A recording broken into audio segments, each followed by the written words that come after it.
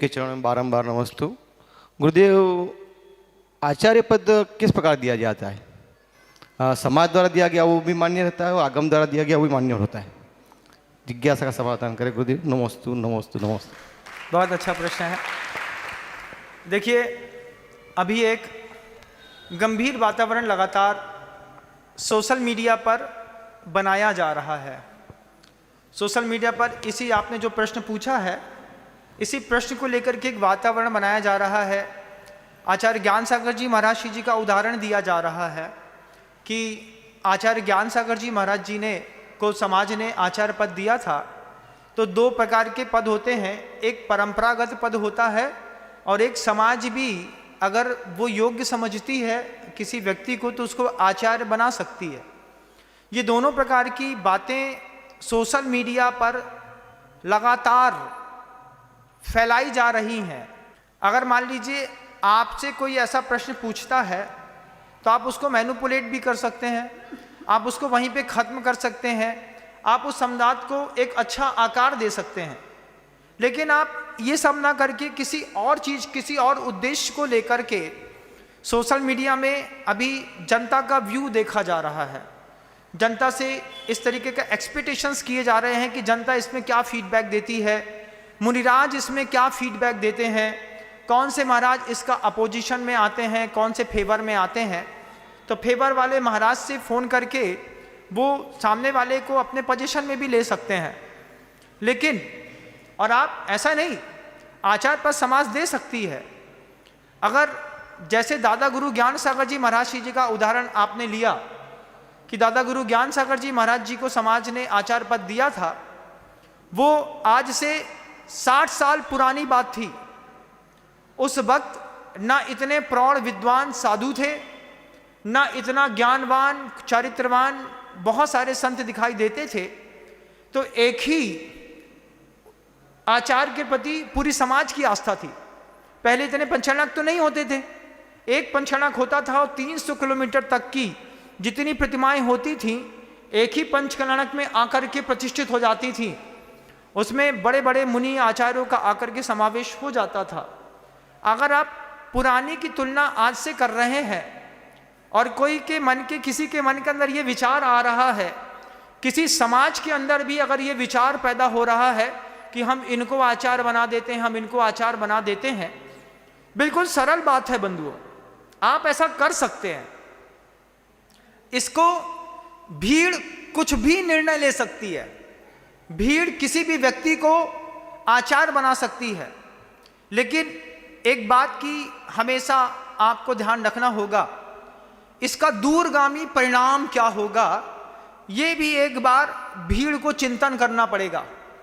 पहले मैं पूछूंगा कि जो भीड़ लगातार इस बात को आवाज उठा रही है, क्या वह बौद्धिक स्तर पर प्रवीण है, क्या वो विद्वान है, क्या वो सदाचारी है कि किसी भी व्यक्ति के समर्थन से किसी भी व्यक्ति को हम आचार्य बना सकते हैं? आप भीड़ बना करके जयकारा लगा दीजिए बार बार किसी भी व्यक्ति के सामने, नाम के सामने, मेरे नाम के सामने भी कई बार ऐसा होता है। जब लोग मुझसे बोलते हैं आचार्य विनम्र सागर जी महाराज की जय, मैं तुरंत टोकता हूँ, मैं सामान्य मुनि हूँ, मेरे साथ मुनि शब्द का प्रयोग करिए, आचार्य मत बोलिए। आचार्य की गरिमा बहुत बड़ी होती है। आज सोशल मीडिया पे ये बात लगातार फैलाई जा रही है, आचार्य पद को लेकर के दूसरे तीसरे साधु समर्थन भी कर रहे हैं। आप आचार्य बन सकते हैं, समाज बना सकती है, इसमें कोई आपत्ति की बात नहीं है। लेकिन जो भी व्यक्ति ये निर्णय ले, वे व्यक्ति इसके दूरगामी प्रभाव को भी देख लें। आज एक शहर की समाज, दो शहर की समाज मिलकर के एक व्यक्ति को आचार्य बना देगी। कल मैं भी किसी गांव में जाकर के अपनी समर्थित समाज से मिलकर के मैं भी आचार्य पद पर बैठ जाऊंगा। मेरे बाद आने वाला जो छोटा साधु होगा उसकी महत्वाकांक्षा जमेगी, वो भी किसी समाज के पास जाकर के वो भी आचार्य बन जाएगा।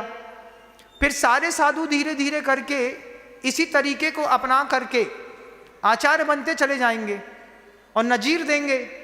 नजीर क्या देंगे? जब इतने बड़े साधु को आचार्य पद समाज दे सकती है तो हमने भी आचार्य पद समाज से ले लिया, फिर छोटा वाला कहेगा हमने भी आचार से समाज से आचार पद ले लिया। समाज ऐसे एक आचार थोड़ी बनाएगी, फिर एक साथ 50 नए आचार पैदा होंगे अगर समाज ने एक भी आचार बनाने की कोशिश करी तो। इस बात को समाज को बड़ी गंभीरता के साथ सोचना होगा। ये मेरा वीडियो दूर तक जाएगा तो मुझे बहुत अच्छा लगेगा। एक आचार थोड़ी बनेगा, आपको क्या लगता है 2 आचार बनेंगे बस? किसी और के मन के अंदर कोई महत्वाकांक्षा नहीं होगी।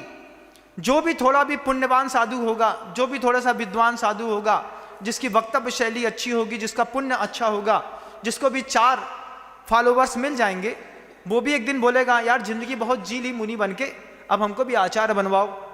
उसका भक्त कहेगा महाराज हम कवायद करते हैं। कवायद शुरू होगी, अब फलानी समाज दे सकती है मुनि विनम्र सागर जी को आचार्य पद। फिर मेरे नाम का व्हाट्सएप वायरल होगा, फिर मैं भी जनता का व्यू देखूंगा। एक दिन मेरे नाम की घोषणा हो जाएगी, 100, 200, 500, 1000 लोग मेरे नाम का जयकारा लगाने लगेंगे, फिर मैं भी आचार्य हो जाऊंगा। फिर मेरे बाद कोई साधु आएगा, वो भी आचार्य हो जाएगा। क्योंकि महाजना गता स एन पंथा, बड़े रास्ता खोल रहे हैं। अगर किसी भी बड़े ने इस तरीके का रास्ता खोला तो फिर 1 या 2 आचार्य खड़े नहीं होने वाले हैं, फिर एक साथ 25, 30, 40 आचार्य खड़े होंगे। फिर जब ये आचार्य मिलेंगे तो कैसे मिलेंगे? कौन किसकी परिक्रमा करेगा, कौन किसके पैर छुएगा, कौन किसके सिंहासन में अगल बगल बराबरी से बैठेगा कि नीचे बैठेगा, ऐसी 50 विवादास्पद चीजों पे गहन चिंतन पहले कर लीजिए। उसके बाद सोशल मीडिया पर इस चीज की समर्थन की पुष्टि के लिए कार्यक्रम करिए बंधुओं। आपको लगता है आप मेरे देखते देखते आचार संघ से दीक्षित कितने छोटे छोटे साधु थे, कुछ नहीं समझते थे, वो आचार्य बन गए। आज और भी साधु आचार्य बनेंगे, लेकिन ये बात तय है 1 या 2 आचार्य अब नहीं बनेंगे। अगर समाज ने किसी एक भी साधु को आचार्य बनाने के लिए अपना समर्थन दिया, अगले 6 महीने बाद फिर एक नया आचार्य खड़ा होने वाला है। उसके 6 महीने बाद 2 के बाद तीसरा खड़ा होगा, फिर चौथा खड़ा होगा, फिर 5वां खड़ा होगा, फिर आचार्य ही आचार्य दिखाई देंगे, सामान्य मुनि दिखना दुर्लभ हो जाएगा। आचार्य श्री जी कहते थे सामान्य बनकर के असामान्य कार्य करने वालों की जय जयकार होती है।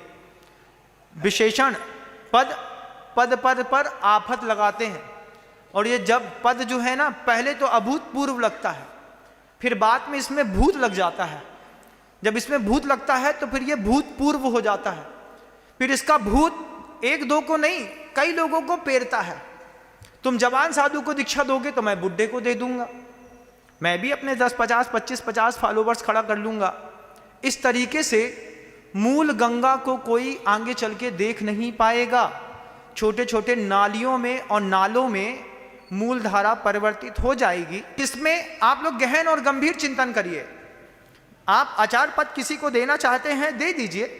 जितने भी श्रेष्ठी हैं वे श्रेष्ठी भी इस पद के बारे में गंभीर चिंतन करें कि समाज जो इस तरीके का हव्वा और हल्ला उड़ाती है, क्या ये हल्ला जैन शासन के लिए शोभा देता है? क्या इस तरीके की बात का समर्थन कराने पर मुस्कुरा करके और घुमावदार इमरती जैसे उद्बोधनों के माध्यम से आप किसी और बात की पुष्टि नहीं कराना चाहते? पहली बार में आचार्य समय सागर जी महाराज जी को देखा मैंने, सतना में किसी ने चारित्र चक्रवर्ती चारित्र चूड़ामणि कह दिया। इतने में समय सागर जी महाराज जी ने एक शब्द कहा, मैं अपने गुरु के दिए गए पद से संतुष्ट हूं, कृपया मेरे आगे किसी और प्रकार का विशेषण न लगाया जाए। ये बात आचार्य समय सागर जी महाराज जी ने कही, किसी भी प्रकार का विशेषण मत लगाइए। आप विशेषण लगाना चाहते हैं, विशेषण नहीं होता बंधुओं, नाम के आगे उपसर्ग होता है, और जब वो उपसर्ग फलीभूत होता है तो सहना कठिन होता है। अगर एक आचार्य बनता है समाज के माध्यम से तो ये बात बिल्कुल तय है कि अगले 3 सालों के अंदर आचार्यों की फौज खड़ी हो जाएगी, और 1-2 नहीं, फिर हर पुण्यवान साधु, हर अच्छा प्रखर वक्ता समाज से आचार बनने की कवायद करा लेगा। क्या इससे जिनशासन बहुत ज़्यादा वृद्धिंगत हो जाएगा? क्या ये मार्ग बहुत दृढ़ हो जाएगा? क्या इसकी सुदृढ़ता और बढ़ जाएगी कि इसकी महिमा घट जाएगी? आप सब चिंतन करिएगा। लेकिन ये बात बिल्कुल तय है, अगर समाज ने, किसी भी समाज ने, कितनी भी कद्दावर समाज हो, कितनी भी ताकतवर समाज हो, पैसा वाली समाज होना अलग बात है, और बौद्धिक स्तर पर प्रवीण होने वाली समाज बिल्कुल अलग बात है। आपने, समाज ने एक गलती करी, कदम बढ़ाइए आप देखिए इसके पीछे कितने आचार्य खड़े होते हैं, एक के बाद दूसरा आचार्य अगले 4 महीने में खड़ा होने वाला है। इस तरीके की प्रभावना की जा रही है। इस प्रभावना के बारे में पूरी समाज गंभीर चिंतन करे, बस गंभीर चिंतन करे। मैं सारे साधु परमेष्ठी के चरणों में बारंबार नमस्कार करता हूँ। वे सारे साधु परमेष्ठियों से एक ही बात कहता हूँ कि भगवान आप भी चिंतन करें। अगर इस तरीके से समाज ने किसी को आचार्य पद दिया तो क्या एक आचार्य ही बनेगा? क्या दूसरा नहीं बनेगा? दूसरा भी बनेगा। तो क्या 2 ही बनेंगे? महत्वाकांक्षा और अहंकार किसी तीसरे के पास भी होगा तो वो तीसरा भी आचार्य बनेगा, चौथा भी बनेगा। छोटे छोटे नवनिहाल जो अभी नव दीक्षित मुनि है, ये भी आचार्य बनकर के सिंहासन पर बैठेंगे। सिंहासन की कीमत खत्म हो जाएगी, उसके बाद आचार्य शब्द की कीमत खत्म हो जाएगी। लेकिन उसके बाद भी आचार्य परमेष्ठी गुरुदेव समय सागर जी महाराज अलग दिखाई देते रहेंगे, ये बात बिल्कुल तय है। आप सब विचार करिए बस।